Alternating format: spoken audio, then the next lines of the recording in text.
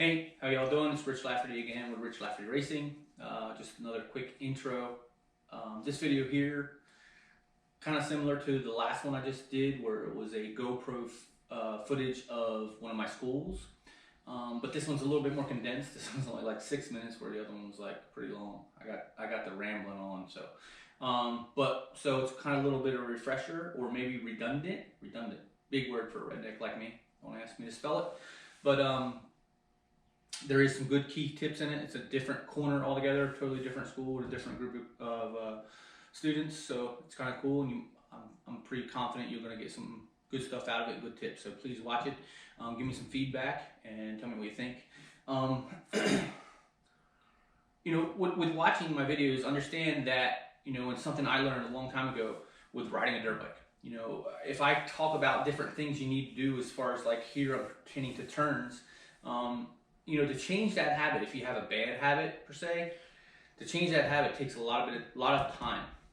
And first off, you have to slow down and do it so many times over and over before it becomes a natural habit. If I just tell you, hey man, try this, don't pull the clutch and come into a turn, for an example, it's so conditioned into your mind that it's a natural reaction for you to do all the time. For you to recondition that, you have to slow down, think about what you're doing, and then incorporate it into your practice, and then bring speed on top of it. So it's one of the things I will often talk about, and even me starting doing schools in 01, I didn't realize how, you know, a habit can be conditioned. You know, it made me analyze my riding and think about some stuff I need to do better, and how, you know, riding can be just so conditioned into you, especially if it's a bad habit, and how hard it is to change. So take the time, slow down, understand that part of it. It ain't like you're just gonna go out and go as fast as you can and say, okay, he said to try this, and it's just gonna come natural. You have to slow down and think about it, dude. Because if you just go your normal speed, you're gonna do whatever comes naturally to you. So that being said, check out the video, tell me what you think. Give me some comments. I'm keen to hear what you have to say. So getting ready to do some riding, so thank you, peace. Alright. I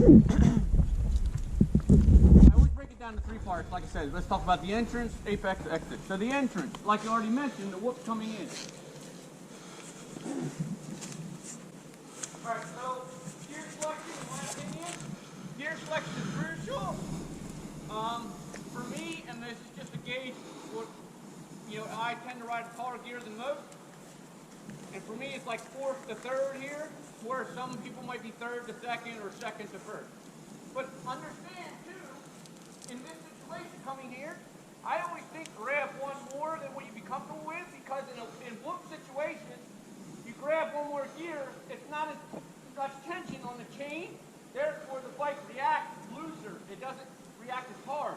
In a lower gear, there's more chain tension, so the bike rebounds quicker. Does everybody understand? The other thing is, think about going as wide as possible, meaning this is the main line everybody seems to be using, which is fine, but simply put, by going just right here, going a little bit wider on your entrance, what does that do to my apex, Preston? Does it open it up more? What? Opens my apex up more, right? Yeah.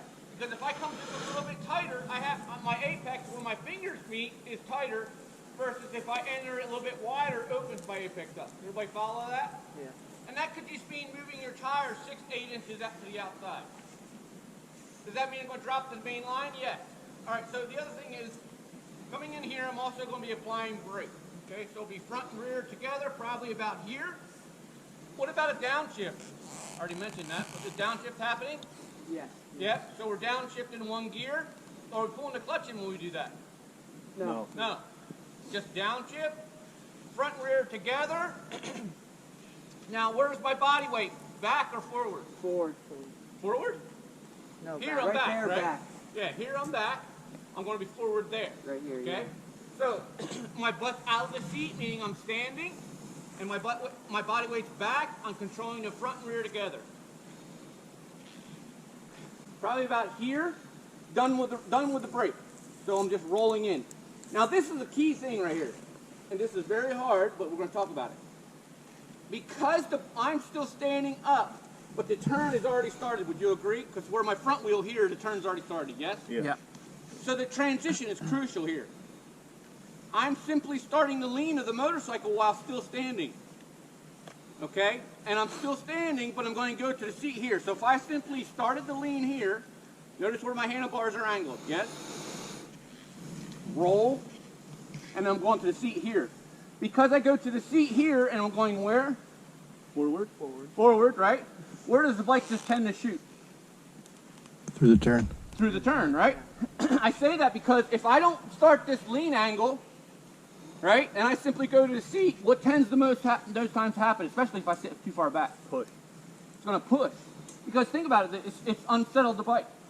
Another thing I already covered, but there's so many variables. If I pull the clutch in here, which is a common habit, yes, would you agree? Oh, yeah. Yep. If I pull the clutch in here, it also unsettles the bike and forces the bike to go wide. All right? So, in practice, if we're trying to break that habit of too much clutch use coming into a turn, hold on like this. Understand that the correct way, you should always have a finger, and I'm using my middle because that's where I use my clutch. You should always have a finger on the clutch because it helps keep you in better control. You catch something, clutch in. Seals power to the rear wheel. All right? But in order to break the habit, if I just tell you not to pull it in, but you still keep a finger out there, we involuntarily pull it in because subconsciously it's just a habit. All right? So for now, just try and, by breaking that habit, hold on like this. The other thing is, too, if we're having a rear brake issue, slow it down and focus on just front brake. Okay? So it's all different ways to work on this. All right, so I'm initiating the lean here with my feet, laying the bike over. I'm going to the seat here. Now, as I go to the seat, I'm squatting on one leg. Because the lean angle of this turn, I'm going to be putting my leg out. Yes, correct? All right. So as I come in, I'm squatting on one leg, the outside leg. But where is my body weight going when I sit? Forward. Forward. Now, simply put, just looking to the exit. Probably about where that big bull pine is, not on the tree, but where I want my tires to go. I've already spotted this on my roll into here. All right? And it's just over grip. And I say over grip because when you go into the bar, when you go into the seat, your hands should be rolling forward. That's another thing. If you keep your hands back here, we tend to just flop. Remember we already said, in that same position you're always used to. Yeah, in your back. Yep. So just rolling your hands forward. Now be conscious that by rolling my hands forward, when I go to grab a handful, it's going to be more ready to go because you over grip on the handlebar. And just simply spot the way you like to go. Here I think there's 3 different lines in my opinion. This is advanced, but I will talk about it. I don't use clutch coming in, but as I go to accelerate, I do pull a little bit of a clutch in and apply throttle and clutch coming out.